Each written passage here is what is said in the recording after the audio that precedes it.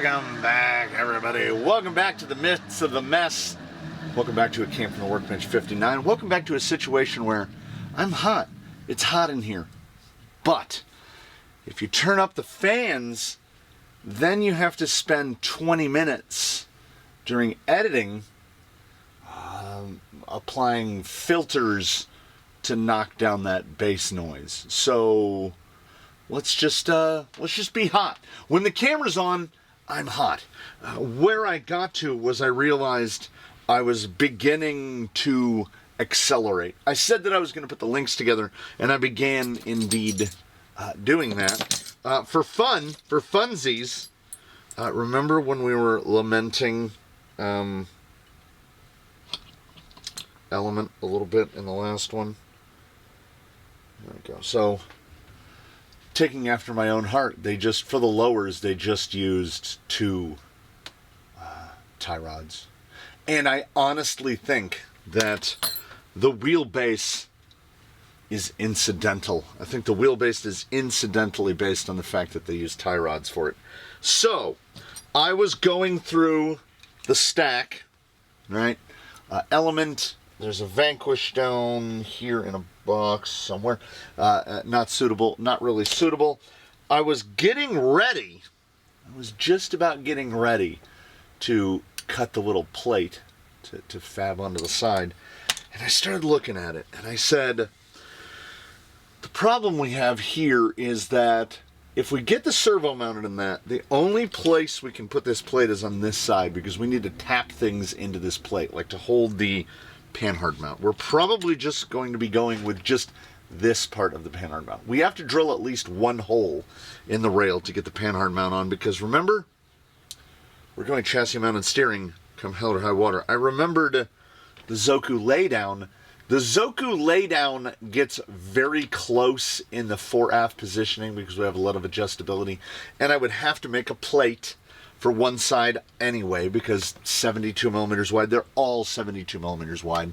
And the front of this is 75 millimeters wide, and I'm not going to complain about that because they intended you to run servo and axle.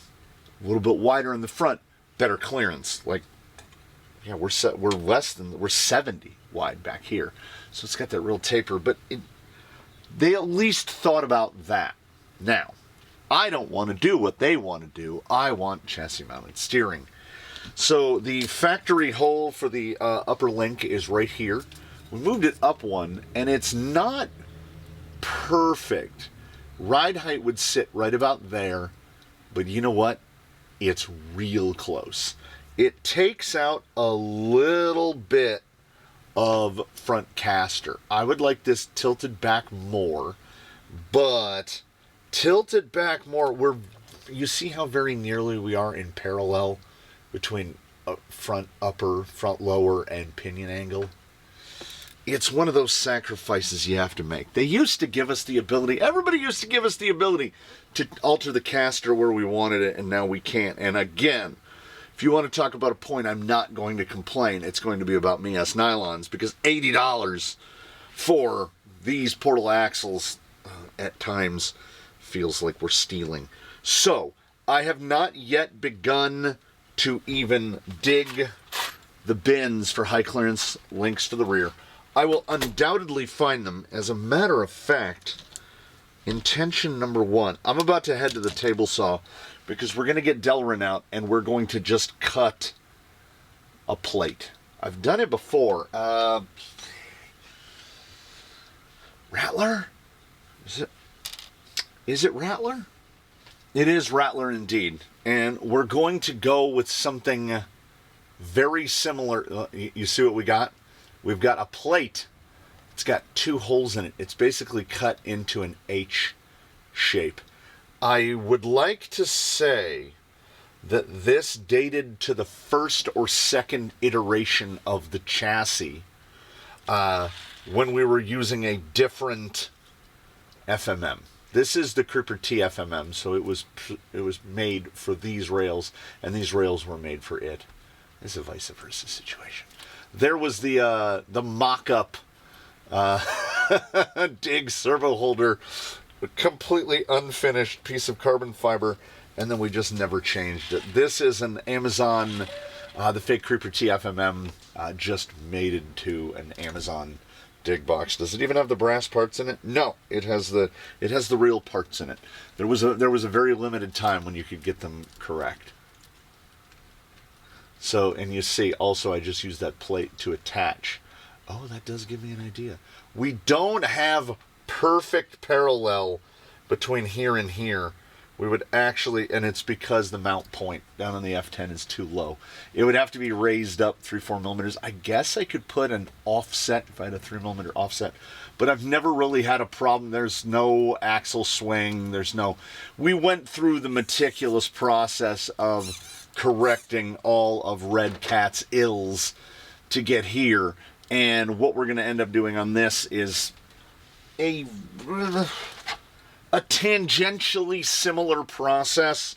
We're going to need a 75 millimeter wide plate of Delrin, 10 millimeter 3/8 inch Delrin. And what I'm debating over in my head is, are we just going to screw it like we did here? So there's nothing in the upper tab. Those 2 screws tapped into Delrin, definitely enough. It's definitely enough. That servo is not moving anywhere. This was precisely made for the half height, and looking at it now, I could have fit a full height, but it would have been a real squeeze. So, if at any time in the future, I will log this into the memory banks. If at any time in the future we find an instance where it's inescapable that we need a half height, I can go through the arduous process of remaking all that. I would rather just buy another servo, even at the price of half heights. Now, this will be far less of a problem. So, we need a 75 millimeter wide by, let's go at least to just past there. 75 by 50 are 2 excellent numbers. And it's pretty easy. I bought them in bars, 4 inches wide, about 100 millimeters wide, usually 2 foot long, whatever that is, 600 millimeters? So 100 by 600, something like that. 75 by 50 is not a problem. We've got the fancy Starrett tape on the table saw that's got imperial on one side and metric on the other. We live together in peace and harmony. So 75 millimeters is indeed 75 millimeters. It almost holds in by tension. Now, we are going to use whatever mechanism we have at our disposal. We're just going to do the 2-screw attachment. I thought about getting complicated, and the complication would just add weight and unnecessary complexity because it does not really matter. We'll put a notch in the back to clear where the wire comes out. So we are going to just go straight off the front.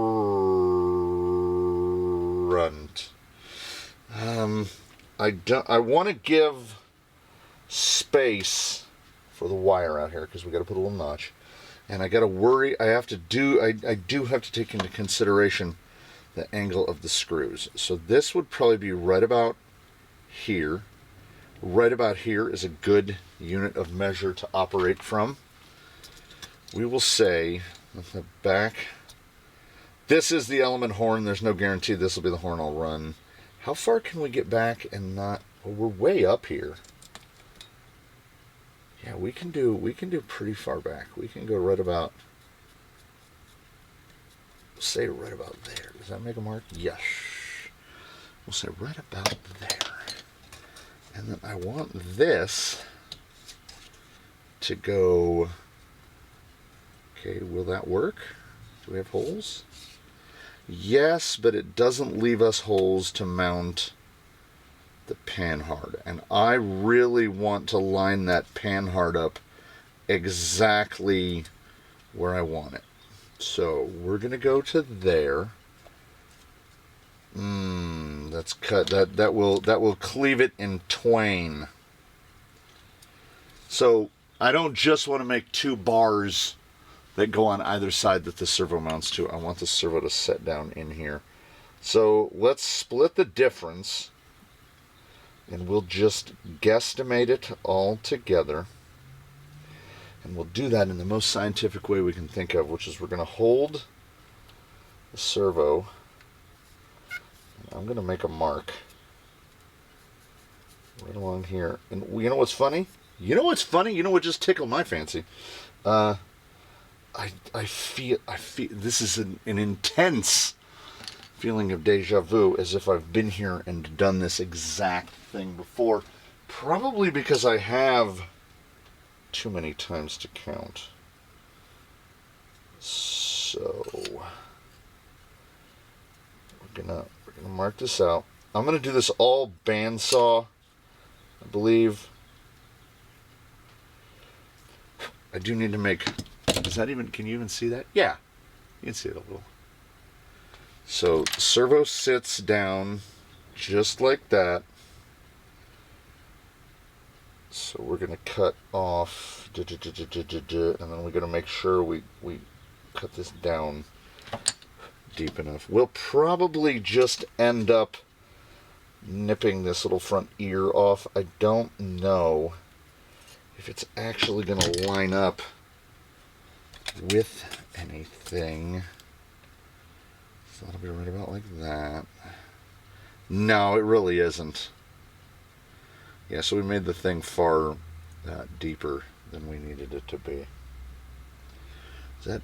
Oh yeah, okay, good. We line up with this previously unused groove back there. Okay, so I'm going to cut it out with that shape right there. I'm even going to leave this little long piece. So the part that gets cut off is all of, we're going to cut out all of that. There's the temptation to just go straight across and cut that off. We could do that on the table saw. You know what? We'll find out together in a minute. So the SOP here is what we call woodworkering. That is building something to a tolerance so tight that basically the parts don't fit. Like, do you see any daylight between servo and what I've cut? No, because there isn't. Like, I made it fit too tight, which is okay because we had to do a little cut out here. Like I said, bandsaw, a little bit of Dremel work to clear the wire right there. And then once you clamp the servo into it, it's a very rigid piece. It's not going anywhere. Would it cosmetically look better if it came up and caught the other 2 holes? Sure. Would those 2 holes add any more strength? Honestly, I don't believe that they would. So, what I had to do was dig around the bins for no reason, looking for the tie rod, then remembered that in this box is the tie rod, the servo horn, some shims, all of the stuff, the servo and axle mount. It comes with all of the pieces. So I needed the tie rod in place. So what I had done was I sort of loosely mocked up where this sits in the center. Yeah, and this axe, it had fallen way over. This is going to be the absolutely prototypical process of fitting Panhard drag link and servo to a vehicle that had no intention of being chassis mounted steering. Man, have I done this before. I think the most arduous of these was the Injora skid forward, not the TRX4 specific one, but rather this one. Because it's fairly skid forward. Look at our length differential there. It's fairly skid forward. It's not mega skid forward as we see on a lot of the stuff now. Get to use this cycle in AR45Ps. Getting everything to line, nothing. There was not a pre-existing hole. Oh look, I just made that piece again. Oh, I had to make the front bumper mount as well. Oh, he hasn't been converted to a micro. Note that in the mental database, because we've converted most everybody else over to micro. Do we have any swing? It's minimized for an AR-45P. The AR-45P puts the, oh, look at those, parallel, puts the Panhard mount on the axle side down so low, lower than anyone else. And it's the older style housing, so we can put the G-Speed, please stop shearing my tab off adapter on there. Good steering angle out of it. So we've basically done this again with the same servo. I did it a little different last time. Yeah, we used a servo bracket and actually mounted it to it. So I made this one even more simply. 2 nuts on the back, 2 holes through. Yeah, pretty simple. You see the just the holes all the way down. None of the holes lined up, because this, another chassis, which never had any intention of being chassis mounted steering. And I'm starting to feel like we love putting chassis that don't want it. I'm looking at 28, right about 28. And on this side, a little less. It's about 26. This is how we do the rough lineup. You just measure from the rail to the kingpin. Try to go to the center of the kingpin. That's 27.5, give or take. And right there we've got close enough. If you're within a millimeter or two, you're definitely in the neighborhood. So that would go right about there. And I did indeed grab one out of the bin that is significantly too long. Looks like it's about 12 millimeters too long. But we would also want to go back. Yeah, that's right about where I thought that was going to sit. Yep. We need a drag length of approximately 90 millimeters. And now we're going to take a look. Try not to upset everything too much. We're going to have a Panhard of about 102. If I had a Panhard, do I have a Panhard that has a little bit of angle on it? We don't necessarily need the vertical mount of the element. We need one that's got a little curve in like that. Yeah, I know. I'm thinking it as well. We have the parts of, we have the capability, and we have at our disposal the old rapid prototypers. Is this also 75? No, this one's longer. Okay, there it is. There's our guy. We're going to cut a Panhard mount out of that. And unlike the last time that we went through this shenaniganery, we're not going to drill a bunch of excess holes in it. It's going to have 2 holes in it so that we can position this wherever we would like. So the first thing, we're going to make it this long. Yes, we are. We're going to make it this long. And we're going to construct it in an upside down configuration, because I would like, give me a link. Where can we go? Because okay, we'll get this guy out of the way. We bumped it, so now the measurements are all off. Doesn't matter. Okay, right about there. All right. Okay. Because this is realistically, sitting down like this with no shocks affixed is basically past full compression. Like, full compression is probably going to be in that neighborhood right there.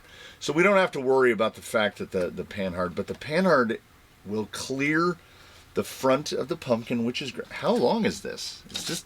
Why does this look like this is the exact right length? This is just under 100. So we could I'm thinking that this turnbuckle is probably the size we need for the Panhard. Because if we can get that hole, that is so close right there. That is so close. Okay, there's about that 28, and looks like we're looking at about 27-ish. Okay, there's that 27. I'm just going to eyeball it. Okay, and then, oh, we're going to be real close. And because we have a long horn, we can do a little bit of trickery, which is instead of mounting, once we get the servo centered and energized, we'll put the horn off one spline over, which will generally allow us to cheat on 2, 3, 4 millimeters of drag link length, because the closer you can get drag link and panhard in terms of length, and then all the parallels, the better. And as we're doing it all from scratch, we might as well grip it, rip it, and ship it. So I'm going to notch this. You'll see. Fairly simple stuff. We don't even get out a pencil or anything. We'll make a notch so that when it goes on here, we hope it will. Hey, that's PDC. That is pretty darn close. So we'll come up over the edge of the rail like that. We could have gone a little deeper this way. I'm not sure it's going to matter. I should have left that well enough alone. It left a nice burr on it, which I had to clean off. Is that piece started to bow a little bit? Crazy on the... maybe a tiny little bit. Kind of crazy on the optical illusion, though. We only need to leave a few millimeters below the rail. So let us go... So we basically want it at the rail. We're going to go 15 millimeters. Well, that second pass over the table saw blade is really the stuff of regret, because it put a little angle right there, and then I had to clean that up. And getting that back to square was... It probably would have been quicker to just cut another block out of it. So, we've got to determine what direction, which stream are we going to swim up? I want to set the side to side. Here's what it is. I don't want to remake all of these parts 8 times, but I'm probably going to end up remaking all these parts 8 times, because turnbuckles become increasingly more difficult to find by the day. That's honestly going to be pretty close. It's going to be pretty close. We are trying to we're trying to locate the axle on all of the planes simultaneously, and it gets tricky because we don't have anything to work from. We are quite literally making this up as we go along. So I am going to loose these together. We may go to a quick clamp here, just for ease of use, because what's going to happen is, without a panhard, the drag link is throwing the chassis everywhere, and without a drag link, the panhard will throw the chassis everywhere. Can we get it right there? What if it's right there? That's not terrible, but will that clear? Probably better. Welcome to the thought process. Probably better. Well, we're going to make a decision here. We're going to make one decision at one point or another that is most likely not going to work. Because we're trying to make it do what we want it to do, not what it wants to do.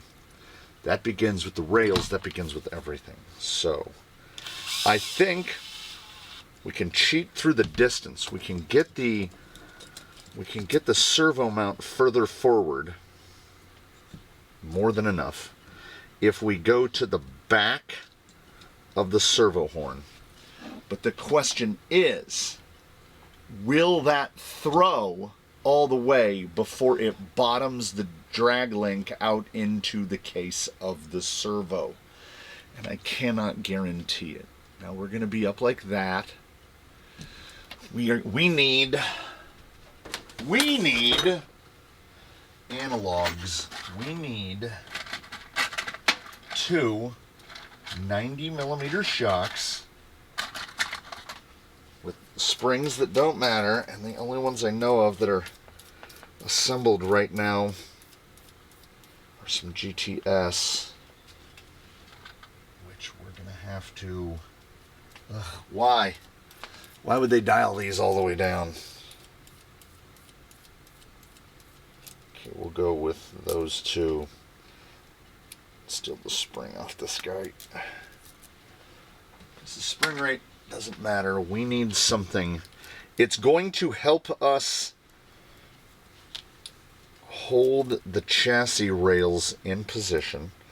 And also, it's going to give us additional fudge factor because we will be able to look at the angles of the shocks.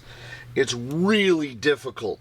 Stereo vision does not help, is not assisting when you're looking straight down the front of the rails and trying to determine, is this kingpin closer to this rail or that one, or vice versa? Because with the stereo vision, you can only actually look at one kingpin at a time. So parallax comes into effect. You look at that one, you go, it looks great. When your eyes look back, like they move side to side. So that's why good old ruler. But if we have two shocks installed, it is much easier to see if the shocks are leaning to one side or the other. And we don't worry about how close they fit in the axle. We have the correct Vanquish specific, aka Mias Nylon specific 10mm hollow balls, which we just removed from a vehicle recently and threw them in the drawer of where I had just bought a bunch of them from Deluxe. Because sometimes you have to remove the shocks. And nobody enjoys trying to get this little fella wedged in there every single time you have to disconnect a shock. I don't know about you, but every time I get into the position, I'm like, do we really need to remove the shocks? Is it imperative that the shocks be removed, or can we just operate around it? We will go... We're going to go all the way up. All the way up. We're going to go all the way up there. Grab some lock nuts. This is... Nothing that's happening is atypical. It is trial and error because we're trying to do too many things all at once. Is there a better way? I don't know. Probably you could sit down, pen and paper, figure, get your geometry on.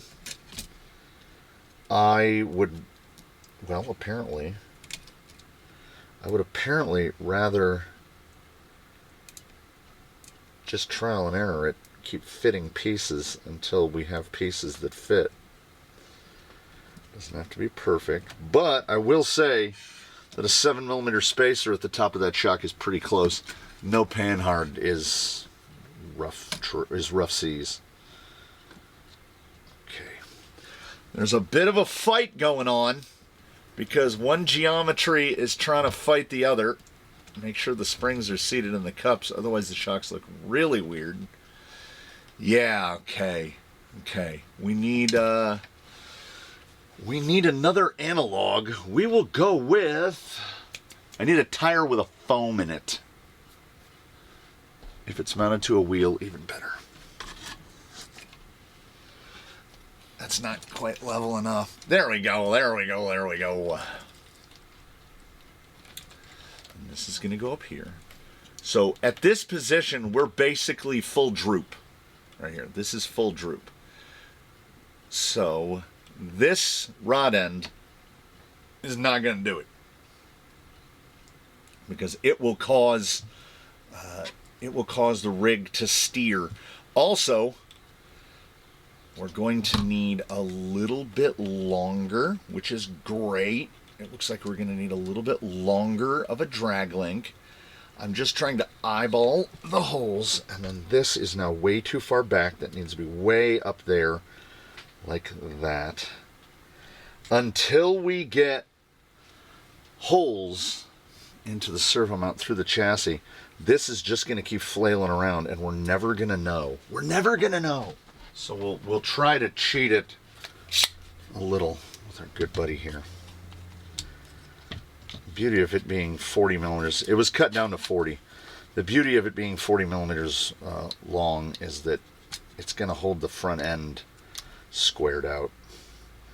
Okay, trying to get it towards the bottom of the rail. Get that like that. Okay, that's too far forward. Slide that back about right there. Give it a little in the hopes that when we move the drag link, it does. Oh, yes. Now, hopefully, that clamp will have an. No, see, no panhard. We can't find out yet. So we are going to have to mock into place. Yeah, once again, that's a good relationship right there. That doesn't look like a terrible driveline angle either. And when I'm looking at that driveline angle and the vertical height of this motor. Now in the pictures they show a terrible reedy crawler. So our good buddy the NHX should absolutely fit. But I was not going to slap that in there until we started to get this front end sorted out. This guy looks close. This guy looks really close. Let's mock it together. There's a chance. There's a chance. That looks really close on the drag link. And when I say that, I acknowledge, because I understand, there's no such thing as really close. Really close. What's the old joke? Horseshoes and hand grenades. Really close counts. Really close does not work in front end 3-link plus panhard geometry. It just doesn't. If you have links that are a millimeter and a half off, the whole front end is kablooey. Oh, that's good right there. So, okay. That looks startlingly good. And when we cut this down, it's never critical. It's not. Because where'd that sprue tree go? Right there. We can always space it down. We can't make it go up any higher. So I cut it so we've got about 4 millimeters below the rail. And honestly, it looks like we will be a little bit lower than that. We're probably going to have to run about another 4 millimeter spacer. But that is like true parallel right there. They are parallel on this plane. They are parallel on this plane. We don't have it squared, I don't think. But I do believe that that is close enough. That is close enough. And now what I want to look at is the springs are going to are interfered with. Oh, yeah. Okay. So, on this axle,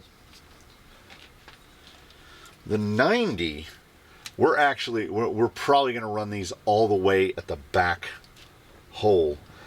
Really, to get this thing to drop down, I might want to go off, single shear it off the side there. We're going to try it right there. That's looking pretty solidly okay, honestly. I am genuinely surprised. I don't entirely know what to make of it. Now, we can try. Because my biggest worry is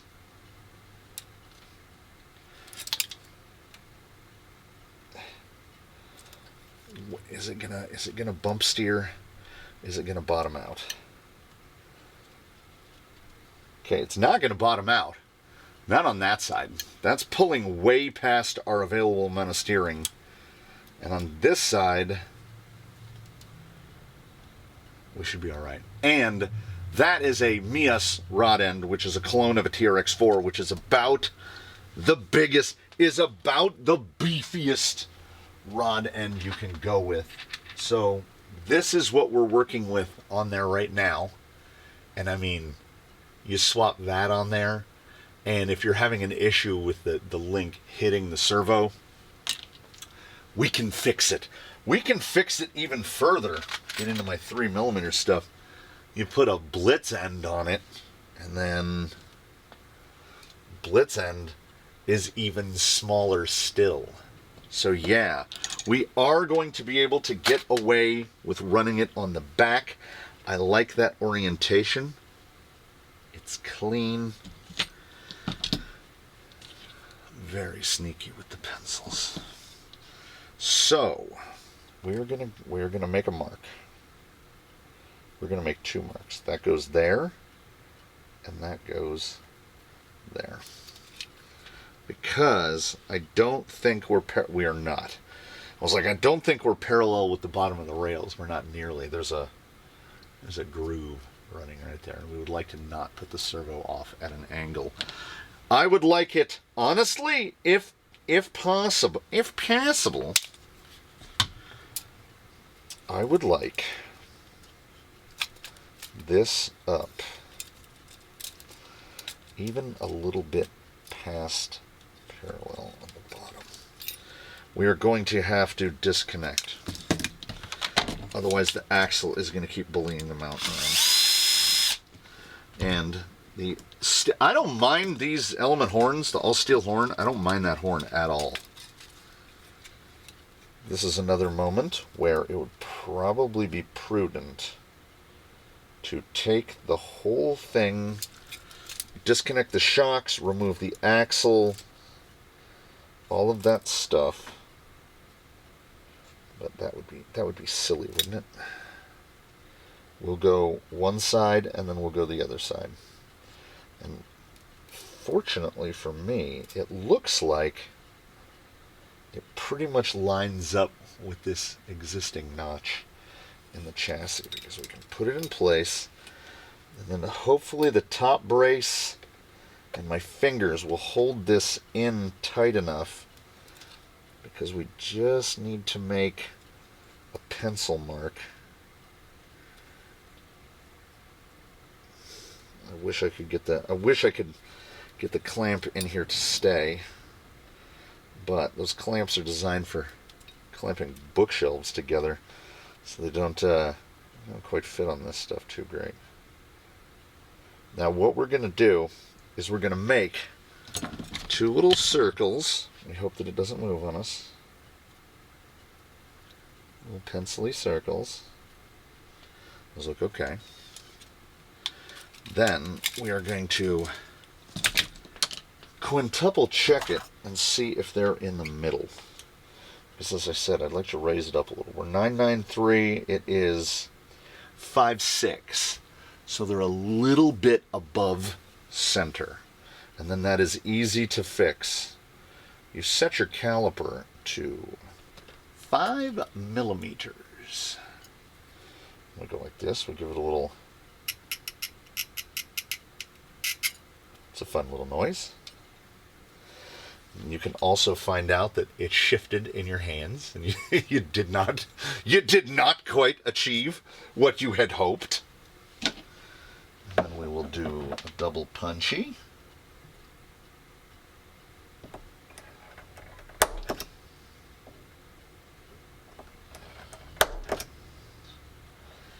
Because we used the two pre-existing marks, even though they were, we used the two pre-existing marks to give us spacing. And then we triple check before we put a bit into it, and that is right there.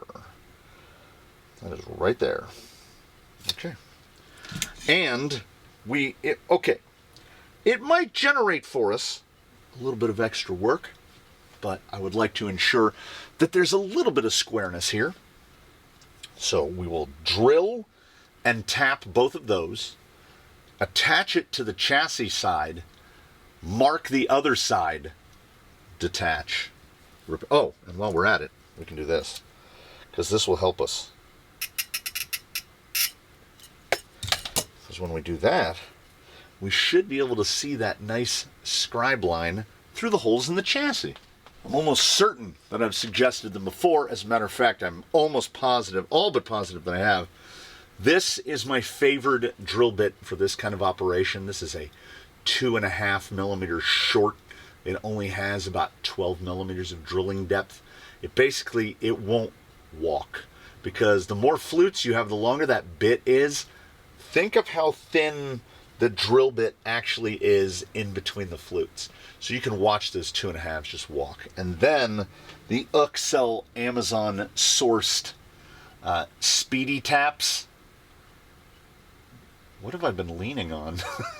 The 3 millimeter speedy taps, because tapping old school is no one likes. Give it a little one of those. When we're working with Delrin, this is why I don't mind operations like running tapped shock mount holes, Panhard holes, all like where they just over drill these. These are generally 1/8. They're generally in that 3.2 millimeter area, so that you got that sloppity floppity. These look even bigger. It's just how chassis are done. Yeah, 3.12, aka an 1/8 of an inch. Just when you think that you're out there in the world and you've escaped the imperial system of measure, look around you. Get a caliper, get a digital caliper that reads in both, and grab this 10 millimeter, which is a 987, aka 3/8 of an inch. Instead of 3/875, it's actually 3/8 but that could just be stuff on the blades. I have encountered so many things in life that are metric with air quotes around it.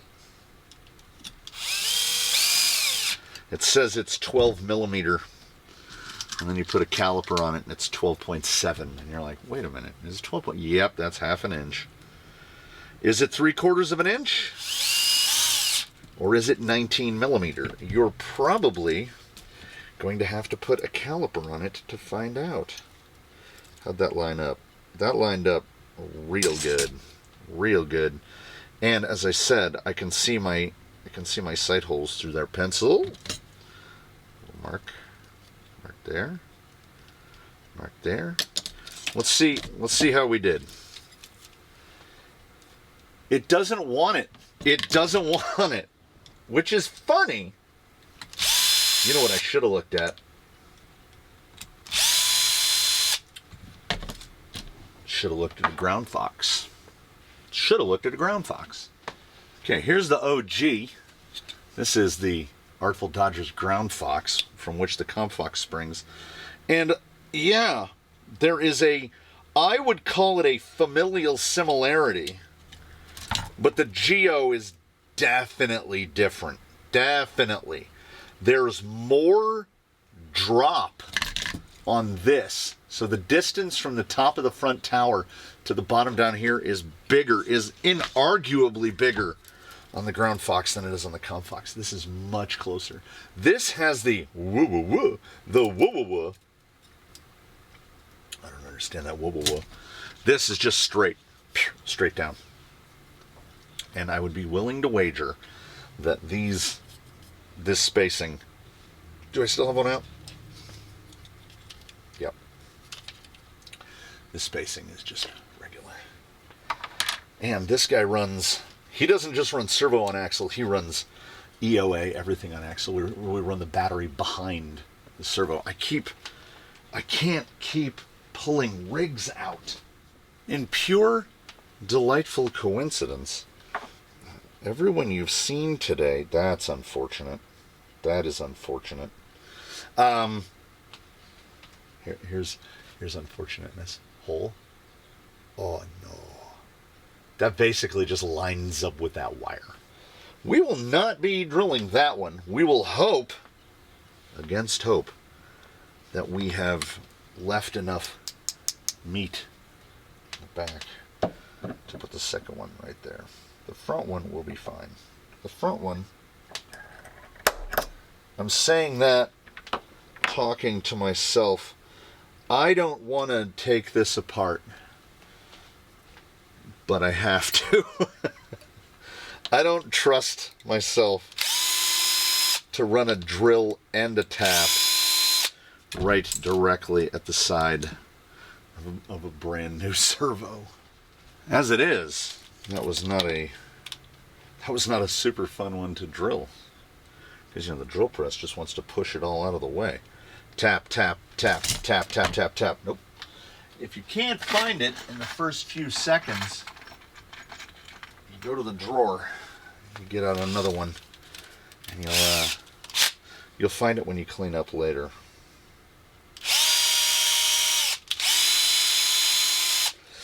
Let us find out an important thing. Caliper, caliper, caliper, caliper.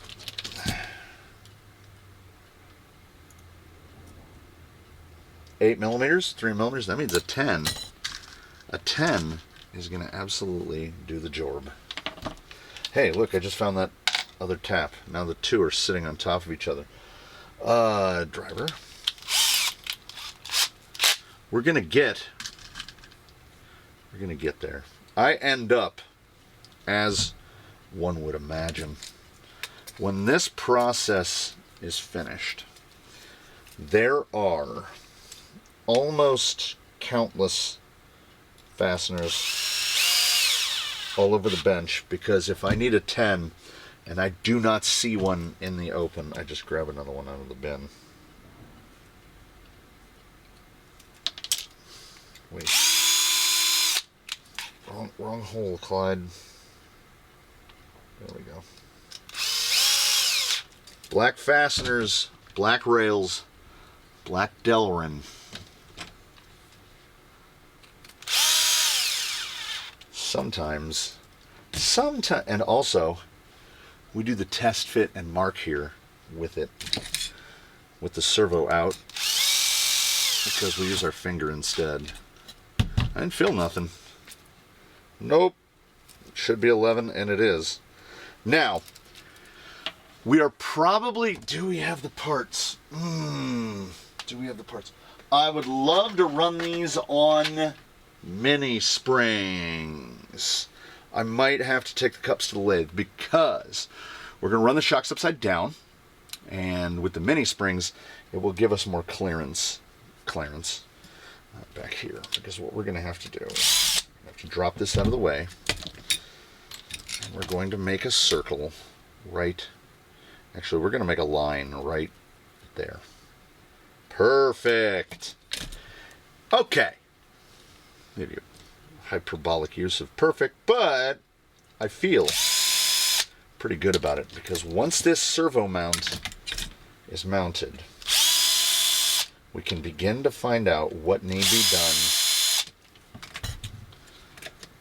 to the Panhard mount. And the dream, my friends, would be that we can use this screw for one part of the Panhard mount and then maybe put it forward. I have little to no recollection of exactly where, right there, of exactly where the line of the Panhard is going to be. So we've got this guy, and if we can get this guy something like that, and then just use a lock nut on the inside, and then of course think back, yeah, because then you'll mount the servo, lock nut will go in. Please, universe, allow us to mount this thusly, and we've got a lot of meat. We can go way forward. We can't go super far back because I could get another screw hole right next to that one. Could get a little.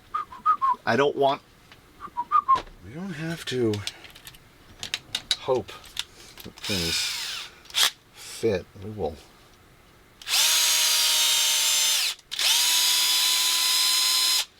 will make things fit.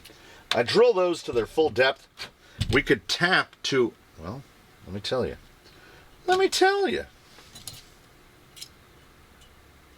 Yeah, we could easily run a 14 millimeter fastener because it goes through 3 millimeters of rail and then into the block itself. But I don't want to element myself. So because this one is a 10, they're all 10s. Now, we're going to put this back in for the 5th time. I really want to remove that outrunner. Thank goodness there was enough length at the back of the mount. That would have been a very unfortunate point to find out that we'd not left enough material after cutting the mount down from 50 millimeters to 40 millimeters, meaning we had enough before, but luckily we still have enough now. 10 there, lock it down. 10 here. Well, at least for the building process, there's no chance that we're running anything other than 410s. Okay. Do we have a servo mount? I believe that we do. Does it look like it's going to interfere with anything? I don't believe that it does. More parallax of the human eye. Is that axle in the center of the chassis? Because it looks like it's off too far to one side. But I think that might be because the servo mount is definitely off to one side. So let us get that shock loosely affixed.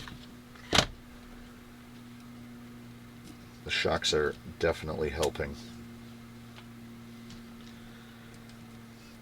We can get through the Panhard, and if we get through the Panhard, and if we get links selected, and the links look halfway okay, we will be in a very special place, because typically I will set aside what I myself consider an inordinate amount of time to set up 3-link in the front. All of it fights you, and if you add in the fun the fun zone of the chassis not being specifically geared towards it, it's all my fault. That's what it is. I don't know what length. So drag link and panhard lengths are huge question marks at this point, because without one, every time you go to, everything just moves. Everything just moves. So we don't, and then that's not correct, right? You don't want those like that. So what if we go like that? Yeah. Panhard is doing work. Now, it's going to be right there. It's going to be, where's it going to be? Where's it going to be? I think we're going to be absolutely fantastical. We're gonna be fantastical. Because this link needs to be right there. We're gonna go to the big guns. It's not just a pencil. Ye silver Sharpie. Keep the parallel. And how do we do it? We do it by eye. Push it right there. And it's right in line with this row of little carbon fiber fellas. Okay. So, now, that means this goes... Oh, we don't even need to drill a hole. Don't even need to drill a hole.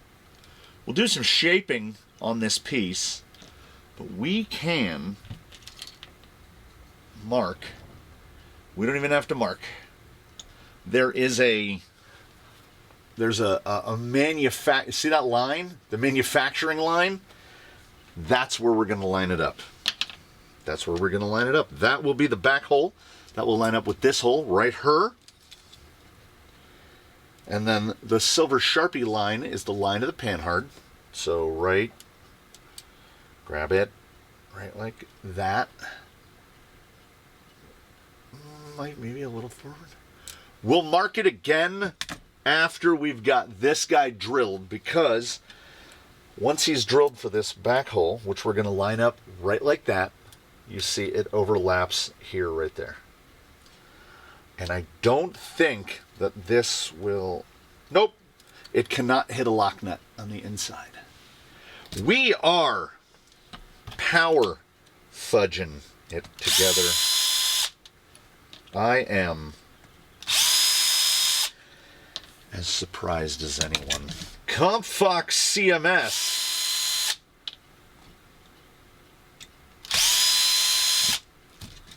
We're arriving. We're in transit to our destination. So I need to make another silver mark, because I need to see where the center of this hole is. And we're going to do the same thing, where we're not going to trust ourselves. So we're going to mark this hole from the inside through the rail, right there. See, we get a little silver Sharpie line up, and then we go right through here, and we hope it goes all the way through the rail. Boop. And we get, baby, the tiniest of dots. And then we will drill that. And because we've got some leeway to play, what we got to do is we have to check, yes indeed, that dot is at the bottom of the hole, because we went in at an angle. So we are instead going to take the caliper, and it's actually, that's right, it's 5.5 millimeters from the bottom. Make a little scribe here. We got to use this side. We'll do a little one of these.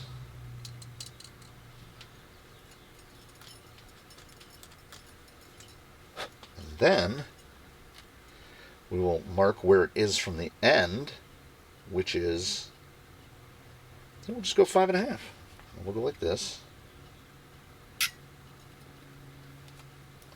I use the caliper a lot. Then we'll eyeball, and we'll try to see, can we see our plus through the hole?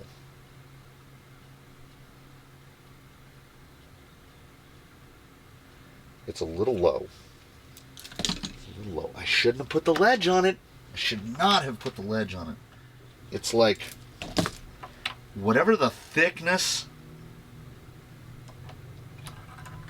of the line is, that's how low it is. So I tried to auto punch that right across the top of the line. Again, is it critical? Most likely it is not. Will we countersink this and use a flathead in the future? Probably. But again, we're a midship. 7.3 plus 3 is 10 plus, I want to say this is 8. Plus 8, which means we can use an 18, which means we absolutely, unquestionably use a 16. And do you see what just happened there? The 16 opened us right up. Because if we countersink this, we should be able to use a 16 flat. And if we can use a 16 flat, or a 14 flat? That's probably going to be a 16. We can use same length fasteners all the way around. We go non-axial on the operation. Where are you at? Where you go? Where are you at?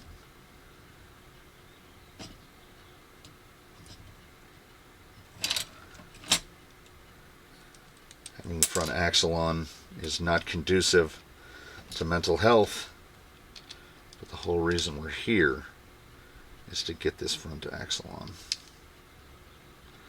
All it wants to do, it's out of control. It has no, there's no panhard in place. There's nothing to keep it lined up. So everything is just flopping all over the place. This is how it goes. And you have to, unfortunately, for your sanity and the longevity and well-being of the screw holes that you just tapped, you have to put every screw in. You might not wanna. I feel like you probably don't wanna, but it will move. And where triangulation is fun, no, it's not. Keeping things square is equally bad. So all 4 holes have to go in. Then we're going to try to get this to line up. Ultimately, the groove. Now see, will this be a problem? No. I can do this. Is that going to be a problem? Absolutely not. Because we're going to go right like that. We're going to go right like that. Oh, I mean, it is a kick. It is a kick right in the hinder, because if this part was 3 millimeters longer, it would come out over this part where it doesn't have because we don't need that. That's the clearance line for this guy under full compression. That's the clearance line right there. But they don't do left-hand, right-hand rails. It's just one rail twice. So this one, we've got clearance. So we can make a nice little U, and because we've assembled it, we only need to remove 1 screw, and then there's our guy. Look at that guy. Is he higher? Yes, he is. Is he higher? Yes, he is. These are the little things you check. Look where that guy, these two are, and look where those are. Yeah. Definitely not in line with each other. And then we're going to go towards the inner edge of it but not bottomed all the way, because I just want to leave myself enough room to where if we do, if we do countersink, I want there to be enough ham hanging over the ends that we can actually do it. I often tell myself, I almost walked away. I often tell myself, I would love to clean these up and do a little, and then like, why? It doesn't matter. It is my determined goal to make this part precisely once. I genuinely hope that I do not have to make it again. No, it's going to be big. It's going to be big. We need whatever this is. We need 10 plus. We need a 13. That's not a thing. 14. Nice fresh 14 will do. Because, yes indeed, you have to put all the fasteners in. You can't go halfway. Welcome aboard, everybody. This is exactly how this ship runs. Now we've got to swing this around. We have to slap this in place. We've got to lift this up. And now we're not worried about length. Like, this Panhard is probably very close to the right length. The drag link is also very close to the right length. What are we working with? Where I'm hitting resistance, I can feel that at full droop, and we're at full droop, just these aren't tight. That hollow ball in the rod end is at about the limits of what it wants to do. Sometimes that's just the way it is. Several companies used to make the best thing ever, and I have not seen them in many years. They made a nut, so it's threaded on the inside, but the nut is a 5.5 millimeter ball stud. So for the blitz size ends. So what you would do is you would take this screw, run a longer screw up from the bottom, put this ball stud on there, and then run blitz. I like, where is it? Where is he? This is my favorite type of drag link for a rock crawler. Because if you get to that point where you're physically exceeding the end points, like it's got that axle crammed way over, rather than that rock and gravity and your tires try to overwhelm the little small-toothed gears that live inside this metal case, the end just pops off. And then you go, oh, my steering went weird. And you walk over there and you go, click, and you pop it back on. And it's really kind of the best. I like most of my faves. As I look up above me, all of the test guys and then our good buddy Argenum, we're just going to bring everybody out. You'll notice turnbuckle, turnbuckle. And we are very close. Very, like through the sweep, the parallel is very nearly, look at that across the front. It's real good. That is what we're constantly trying to replicate. Argenum, turnbuckles, baseline, turnbuckle, Lord Penalty, turnbuckles. It goes down. Is this guy got a turnbuckle on him? Yes, he does. Black Mirror, turnbuckles. Everybody that we're... Somebody, find me just enormous bags of... Pardon. It's just... Okay, I had to give up.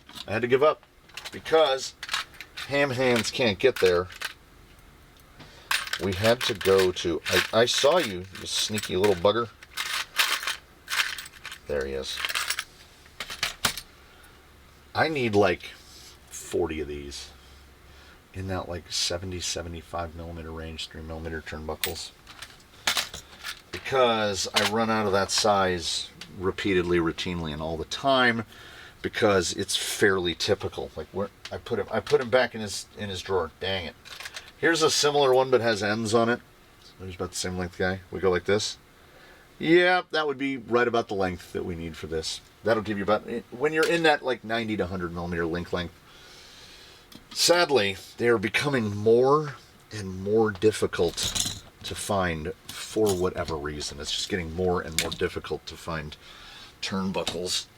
So that is where that sits. Make sure that's pretty well pressed in. Then we're going to run this guy, and we're just going to eyeball it. Right. So the line that I had made before is about the width of a line too far forward. That is the real drawback of the Silver Sharpie. Once you've used them even once, it's making a line that, like, come on. That line is almost 3 millimeters wide, so it is not your tool of precision. You know what it is, though? It's good enough. Oh, I definitely wrenched that.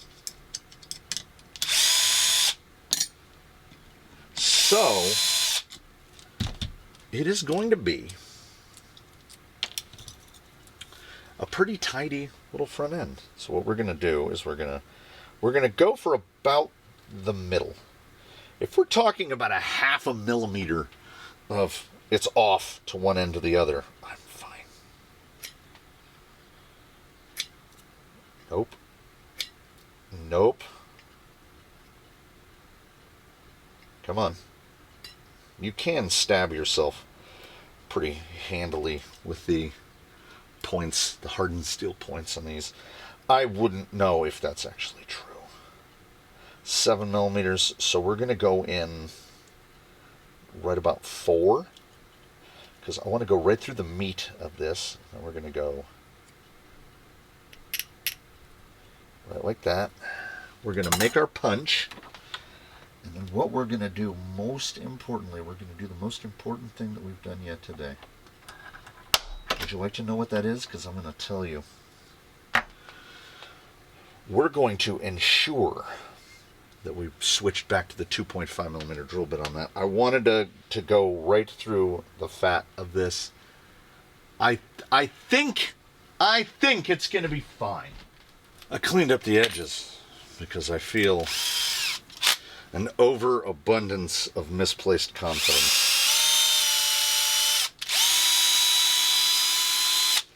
You can also really fine tune.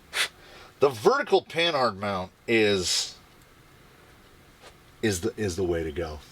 Cleaned up, put some countersunk in it. It's a little fat boy, but this weighs 4 grams, so it's not like weight. It's not like weight is a big worry.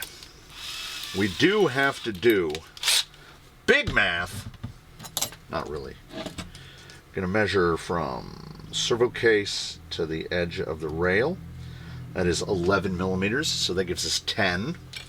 So we need a flat head that sticks out less than 10 on the back side of this so we don't hit our servo. And this sticks out 8.6, which means that an 18 is going to be what?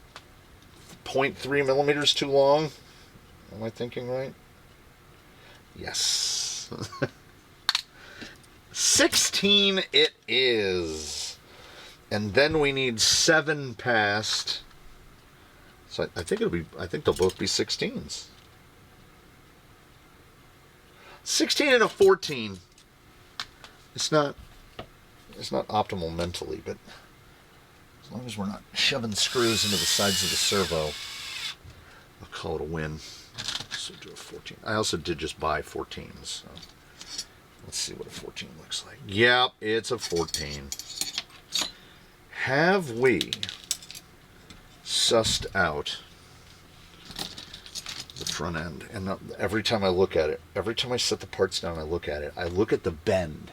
I don't know if you can see it. There's this bend right here. I look at that bend and I think, will that clear a blue NHX Momentum 540? I want to say I think it will, but really what I'm thinking is I hope it will, Now, what did I say we're going to need spacer-wise? Like a 3. Like a 3. Probably this guy right here. So we've got 10 mil vertically.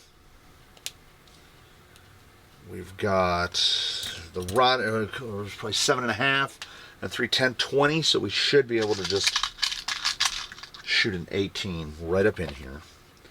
And then, because one of them is a turnbuckle, we can adjust the panhard precisionally until we have the exact same spacing betwixt kingpins on both sides. Then we will be triangulated. Then we can mess with the drag link in a determined effort to get the drag link. We've got its angles correct.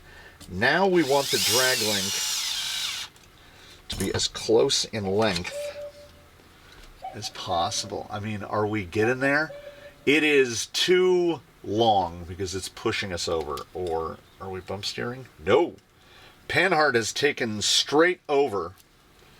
So that panhard is too long. And, ooh, it's really straight.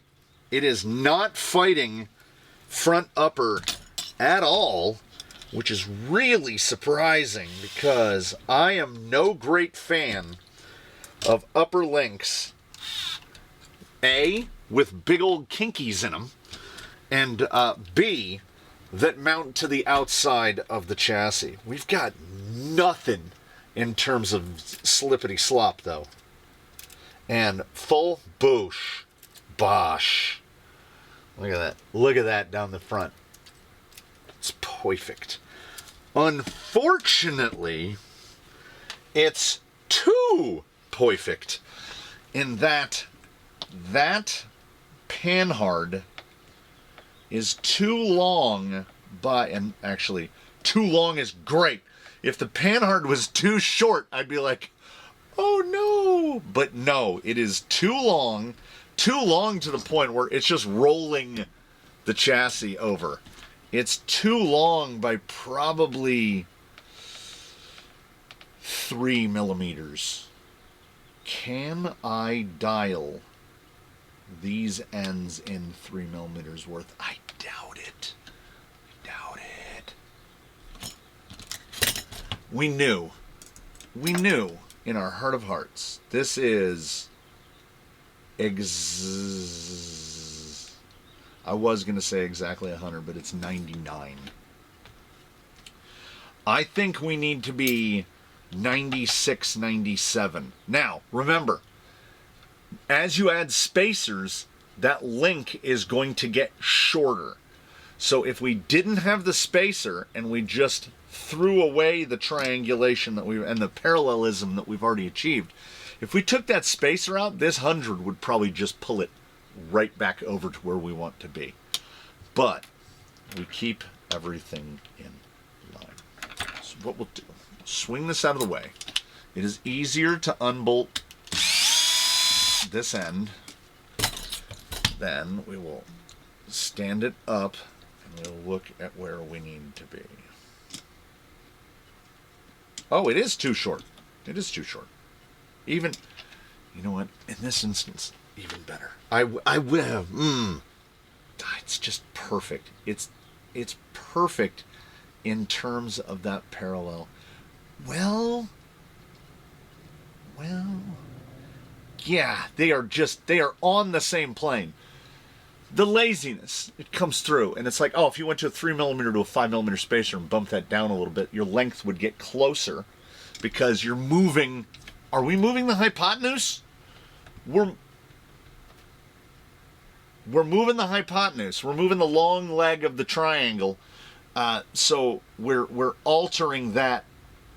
We're altering that length by moving the point. Because we're turning it instead of being it's an invisible triangle. We're making a physical trapezoid. Trapezoid is just a four-sided object, right? Rhombus. We're building something. Now we've got to dial this out. There's no ifs, ands, nor buts.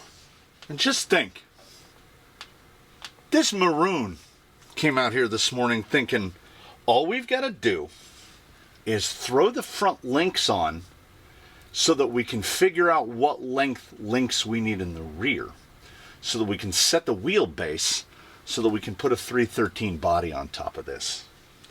Fast forward to some appreciable amount of time later. I want to see how close this still fits, or if I swedged it. I don't think I swedged it. I think it should fit just fine.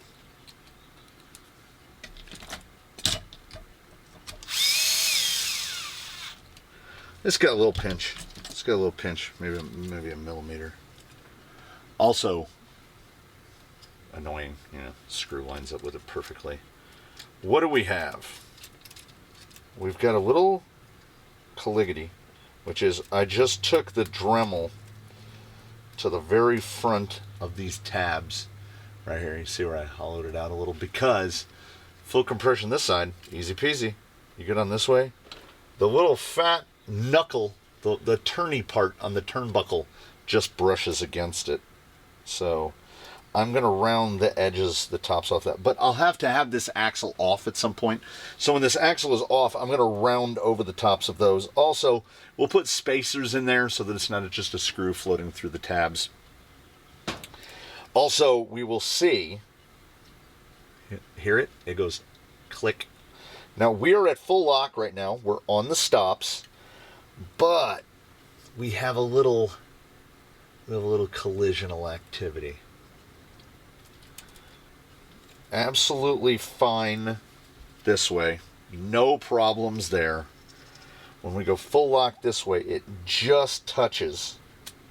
But it does not clink, clink. It does not get worse full lock under full compression. Let's try full lock, full compression. One direction. Just the slightest touch. The slightest touch. Now, I don't want to mess with the parallel, but if we put a ever so just if that's a 7.5 hollow ball, we put a 7, might be enough. Might be enough to pull it back to stop it from hitting. And I did indeed go to offset on that end, and then that's just straight on that end. That is surprising. We have full compression, and right at full compression of a 90, it's basically right here. I thought that this was bottoming out on the truss, but it's not. And then this side, no problem at all. We've got axle swing. We've got with a Panhard, fully optimized, you can minimize it. We have, watch the angle of the shock. Watch the angle of this shock. That base moves over 2 millimeters or so. Now, we don't particularly look at this. It doesn't really matter. We look at this, very good. And we look at this. What I'm watching is this pivot down, and it's because this is kind of jacking weight against it. Now, will that be ultimately noticeable out on rock? We won't know that until the rest of it is put together. So you know what I'm doing? I'll tell you what I'm doing. I'm building a 1.5. I'm having an absolutely grand time of it, as a matter of factly. And I'm just going to drag you all wittingly or unwittingly through the process. We're going to keep building it. What was that? Episode 3? Did we finish episode 3? I feel like we did. I've made an even bigger mess than was here when I started. That's an accomplishment on some level. I still haven't even put away the bins. The bins of parts, none of which that I used. We just opted to, if you want something done, you gotta do it yourself. I'm looking at it precisely. Yeah, it goes like this. So at full droop, it's over here, and then it goes to, they're centered, and then when it goes back, it's going back that way again. That is a predictable motion. We've got the shocks basically straight up and down, and then they're still straight up and down. I have done, and more negative, importantly, manufacturers who do this professionally for money, not just money, for your money, have done significantly worse. I would say that Axial's treatment of the 10.3 Basecamp RTR and Red Cat's treatment of anything they've ever made, all just treat front end geometry as if it's just something where you go, oh, just get a bunch of links out of the bin and slap them on there, and Bob's your uncle. And it really, really isn't. I guess I've done it enough times to where I can accident myself into parallel. And also, you know, we had advantages. There were disadvantages in which the Comfox doesn't particularly want to be treated to chassis mounted steering, but here we are. Also, we're not using the element axles. Would it have been more difficult or less difficult had we been using them? Don't know. Never gonna find out.